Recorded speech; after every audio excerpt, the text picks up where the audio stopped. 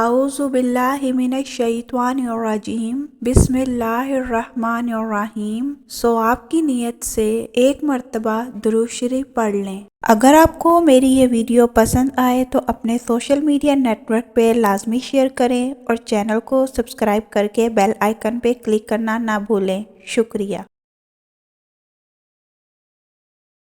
وہ جو تہمت لگاتے ہیں مجھ پر، میرے صبر کی مار کھائیں گے۔ صبر ایک کڑوا پودا ہے، لیکن اس کا پھل ہمیشہ میٹھا ہوتا ہے۔ صبر کا ایک لمحہ بڑی تباہی سے بچا سکتا ہے، اور بے صبری کا ایک لمحہ پوری زندگی برباد کر سکتا ہے۔ ضروری نہیں کہ کوئی بد دعا یا آہ تمہارا پیچھا کرے۔ بعض اوقات کسی کا صبر بھی تمہاری خوشیوں کی راہ میں رکاوٹ بن سکتا ہے۔ صبر رکھو، وہ دن ضرور آئے گا جب ہر دعا قبول ہوگی۔ کچھ لوگوں کا صبر ان کی خاموشی ہوتی ہے۔ موسیٰ علیہ السلام کی طرح اللہ رستے ان کے لیے بناتا ہے جو اللہ پر توکل کر کے آزمائشوں کے سمندر پر صبر سے چلتے ہیں۔ صبر کرنا اور قدر کرنا نصیب والوں کے حصے میں آتا ہے۔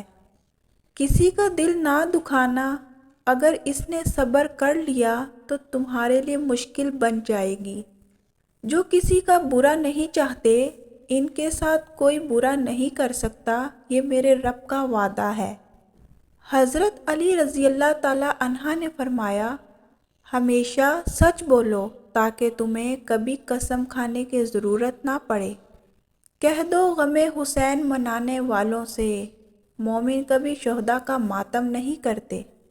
ہر ٹوٹی ہوئی امید مجھے میرے اللہ سے جوڑتی ہے۔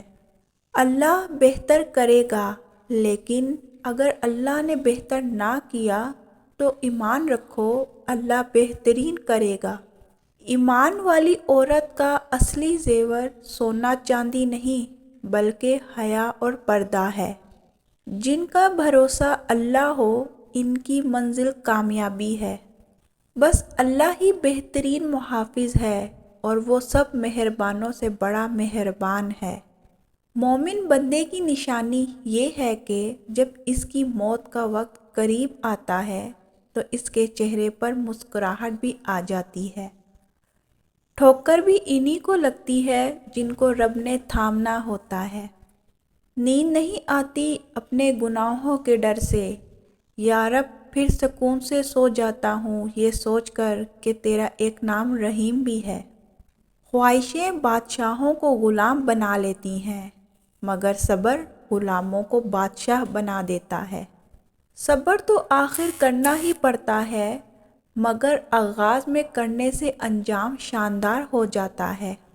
مصیبتوں کا مقابلہ صبر سے کرو اور نعمتوں کی حفاظت شکر سے۔ صبر سے رحمت کا انتظار کر کے جو چیز تیرے لیے ہی ہے، اور دیر حکمت پر مبنی ہوتی ہے۔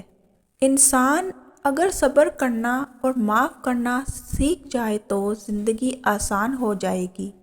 کچھ چیزیں رونے سے نہیں، صبر کرنے سے ملتی ہیں۔ بچوں کے چہروں پر اس لیے اتنا نور ہوتا ہے کہ وہ شرارتیں کرتے ہیں، سازشیں نہیں۔